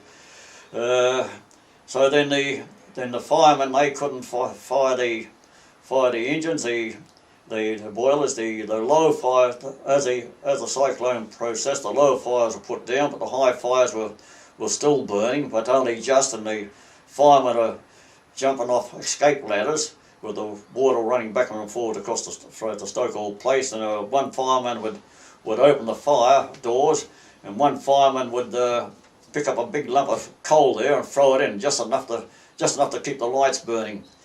Come 1 o'clock in the morning, and our SOS went out. First SOS went out. The radio shack was flooded. He had an 18-inch water up in his radio shack with the water running backwards and forward. He couldn't. The radio officer, Dick, I can't think of his last name now. Dick, he sent the SOS out. He had a short circuit in his key. He couldn't send it out by the ordinary method. He sent it out by an emergency transmitter, throw in, throw out there. So as I say, there was 18 inches of water in the radio shack there. The radio officer, he sent his message out, and a very weak reply came back from the Dutch tug, the Rhoda Z. She'd been on her way down from Hong Kong to Sydney to take in tow the old Australian cruiser called the HMS Australia to the breakers. When she herself was hauled up behind one of the islands south of us there. Our radio officer, holding the headphones very closely to his ear, could hear a very faint reply saying that they would get to us as soon as possible when the cyclone had subsided a little bit. For us to send out on our emergency set every half hour a signal that the Dutch tug, she would come in on the power sent out by our ship there. If when they were getting stronger and stronger, they were getting closer to us to find us through the misty and the rain. That if they was getting weaker, they know they were going to be getting further away from us. It should be pointed out too, Frank, to anyone who didn't know, that these ships didn't have radars in them days. Right, yeah, we didn't have radar those days. So that's how they eventually found us. But several hours later, the Rhoda Z. But later in that morning, when they took us in tow, and by that time there, it was estimated we'd done around about a 60-mile drift in a circle. It's estimated there. Like, they had no idea where we were once we were drifting that night. They're over reefs or round reefs or what there, but we're practically in the same place that we started from, but we're drifting very fast back to rocks to the south of Schofield Island there. Getting back to the height of the cyclone itself, when the wheelhouse windows were smashed in there and everything else was smashed around, your little mate there, Jock Calder, was sitting at the wheel there, just standing by. There was no course to steer, just standing by as a messenger there, and the captain and the mates were pacing up and down the wheelhouse, and the captain just remarked to Jim, Jock Caller, he said, well, he says, Jock, he says, things don't look too hot there. And Jock broke out in song. It was a brave man that dies in the morning. Well, that cracked up the old man there. But, little things like that were keeping the crew occupied, were to keep their mind off other things there. Another thing that sticks in my mind that night there was hundreds and hundreds of seabirds came aboard the ship. Some were smashed against the rigging and so forth, dead. But one clearly sticks in my mind is my cabin was about, well, my cabin would have been about 20 feet above the water line. There was 2 feet of water in my cabin, and the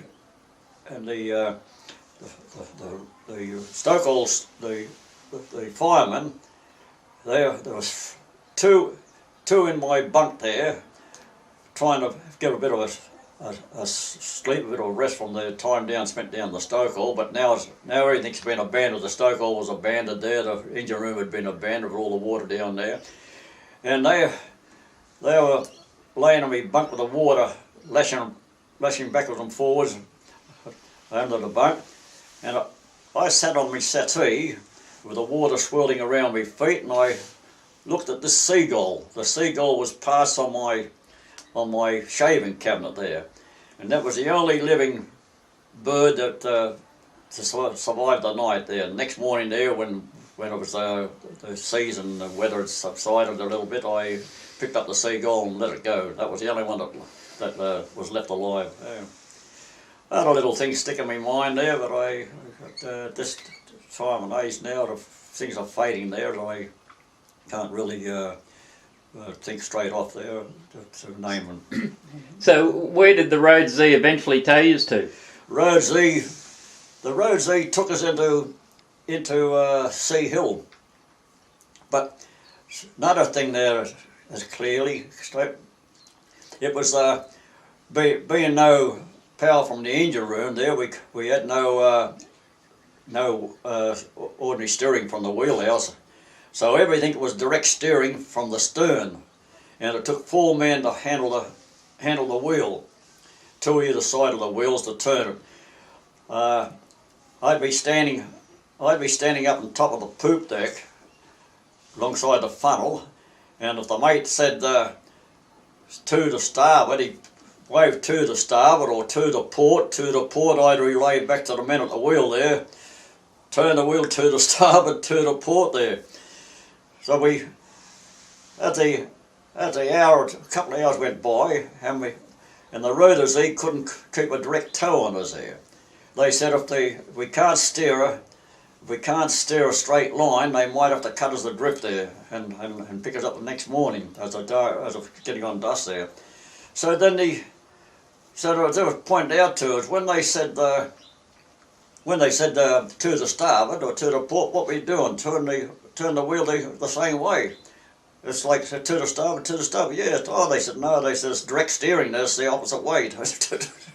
So we were doing the wrong thing. We were. But anyway, when we corrected that, there we were right. We were in a direct line for a tow there. They towed us into Sea Hill, which is at this pilot station at a signal station at Rockhampton there, and that's when we had to get all the water out of the engine room and all the stokehole as well, and plus clear up all the coal out of the stokehole too. The pumps wouldn't take the water out, but I believe the donkey man, he worked it out by taking the top off the Rosie or some darn thing, and the water pressure through the Rosie just sucked the sulf out. Somewhere along those lines, it sucked the sulf out of the engine room there. Like a Ventura system. Eh? Like a Ventura system. It must have been, yeah. But then all the supplies come aboard the ship, food supplies we hadn't seen for a couple of days. Then the mail come aboard too, and I go down to the 'tween decks where the crowd were clearing up a bit of the mess in the 'tween decks there, and I handed Jock Caller, my little old mate, and his mate too, Gordon Preston, 2 official envelopes. And he opened the envelopes and he says, he's unfinished with the industry. And his mate opened his one up, Gordon Press, and he said, yeah, he's unfinished with the industry too.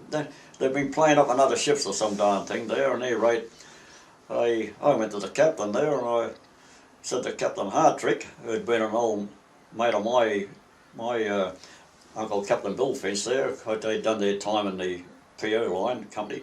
I said, hey Captain, I said, look, I said, do you think the two jocks done a good job during the cyclone? He says, yeah, why, Finch? I said, well, they said they both got the official envelopes that they finished, envelopes that said they were finished with the industry. They might have been doing a little playing up on another ship, I don't know. No, he said, look, I'll tell you what, he said, you're getting out in Brisbane, eh? I said, yeah. He said, right, oh, he said, I'll make him bosun there. Get the crowd to make him bosun there, and his other mate there, make him storekeeper there. He said, I'll see what I can do. Which he kept to his word there. He got the two jocks installed, eh? And back on the coast again. One clear thing that sticks in my mind too, during the height of the cyclone there, we'd put out when all else had failed there, the engine had failed out, we used a 44-gallon drum as a sea anchor. A sea anchor is something like an Nordic anchor is made of canvas, and it's used in lifeboats and life rafts to make a drag to drag the vessel for a life raft or a lifeboat for the water, stop the drift of it. Well, we use the same similar one. We use a 44-gallon drum, and we had to get it at the height of the cyclone there. We had to get it over the bow of the ship there. That was hazardous too, because when we try and drag it from the poop deck, I should say, to forward there, the seas were coming over. We were getting knocked about there trying to get it to the forecastle head. Once we got it to the forecastle head, we attached the 44-gallon drum, which we made a bridle to it. We attached it to the forward spring wire, 2 3/4 spring wire circumference.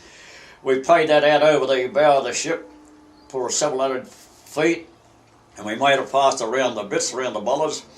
Then the mate has said, he said, while you're up there, he said, for all the mooring lines out on the bight too, put that over the side there so they drift in the water. I mentioned to the mate, I said, what about that brand new mooring line that we got on the forecastle head there? He deliberated for a second. I said, well, if we don't get out of this, we won't need it, will we, in the morning? He said, throw it over too. After it was all over there, why I hate shipping companies there, is when it was all over and a couple of weeks later, the Adelaide Steamship Company said, why did you throw our brand new mooring line over the side for? So at any rate, the next morning there, when the tug had picked us up, we had to cut everything loose. We cut all the wires and all the ropes drift. They went drifting somewhere along the barrier reef somewhere. At any rate, after we kicked off, once we got the water out of the engine room there, the tow started again. They were going to tow us down to Brisbane, and by the night before we're getting into Brisbane, the afternoon before we get into Brisbane, they finally got the boilers going again, and the marine superintendent from Adelaide, he'd flown up from Sydney, and he's aboard the vessel with us, and around the dinner table that evening, he was heard to say to the captain, how much water we got aboard the ship, Captain? Fresh water. And he said, oh, you got plenty of water. He said, well, we could carry on to Sydney. He says, yeah, I think so. He said, right, well, he said, well, we'll probably later on, we might let the roads there, the tug go there, and we'll carry on to Sydney. The old third mate there, he was about 70, he said to the Marine Superintendent and to the captain, he says, Marine Superintendent, whatever his name was, he said, look, he said, I was on the China coast for many years. He said, and I never witnessed a mutiny or anything there, but he said, if you try passing Brisbane the way the crowd are now, and what they've gone through, he said, I think I might see my first mutiny. So we got somewhere or other, we got the word that they're going to bypass Brisbane, and that night, we set all the taps running, draining all the fresh water out of the tanks, and as fast as we turned them on there, the Sydney crowd were turning it back off again. so we had to put an armed guard on the taps to keep them running there and keep the Sydney crowd away from them. The next morning, I get up at 6:30 and 7 o'clock. I took my freshwater tank soundings, and up in the forepeak, I took the soundings there. There was only a couple of inches in there. I had some underneath the saloon in the midship housing. I took my soundings there down the engine room. I took the soundings back up, and I put them in a little notebook that kept inside the mate's cabin, just inside his door, in a rack. And I stuck them in this morning there. And well, the mate, he's been relieved off the bridge, having a shave. The captain's relieving him while he's down cleaning up for breakfast. I put the book in his little shelf there, and I was just about to walk away, and I heard his voice, "Hey, boss!" And he turned around. He said, "How much water we got?" "Oh," I said, 2 inches in the forepeak. And what do you mean? I went 2 inches in the forepeak. I said, "Well, that's all I got there." And 4 or 5 inches in the midship number such and such a tank. I picked what tank it was now. "You've got to be joking." I said, "No," I said, that's all I got there. Down aft there, I said, I've got about 6 inches down the after peak there. "Oh, no." And he looked up his draft there. He said, "Impossible. Impossible. 2 ton or some bloody thing overnight there." "No, it's impossible. Better go and take your soundings again." I said, so I went through the big roll of I knew when I was in my tank, so I never took them sounding again there.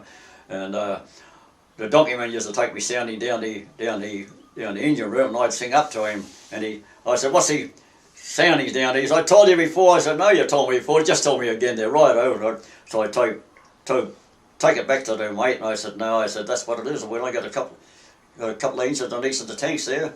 So he at the breakfast table that morning there. That came to me later on there. He said, "Well," he says, "it's definitely sabotage, but we can't prove it there, so we'll have to let it go there." so we made our way there. We got into Brisbane. I paid off there, and that's when Jock Cole went bosun there. That's about the story of the Uluru, it turned out.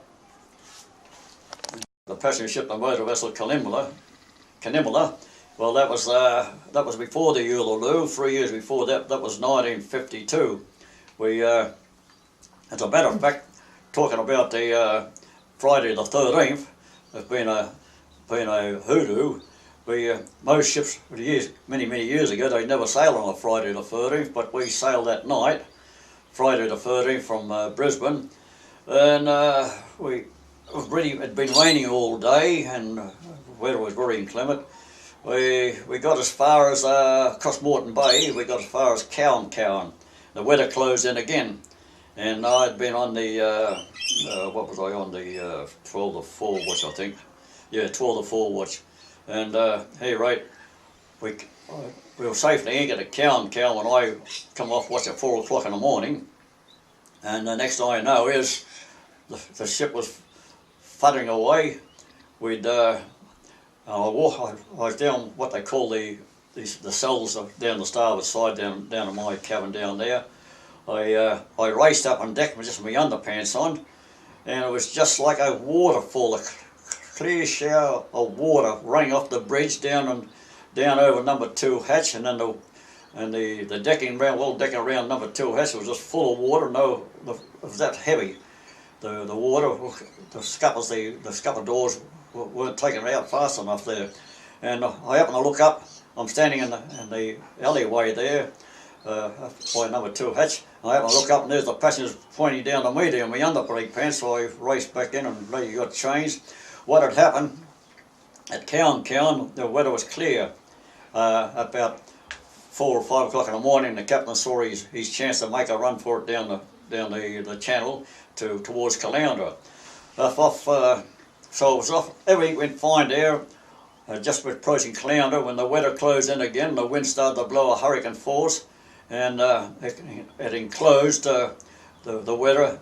You couldn't see the proper leads and that, but we swung around at the Green Buoy, or what do they call it down there, and they say we missed Bray's Rock there, but I don't know. I suppose we did miss Bray's Rock. I'm not the lead navigator aboard the ship there, but there was enough damage done underneath the ship there to put us in dry dock for 3 months.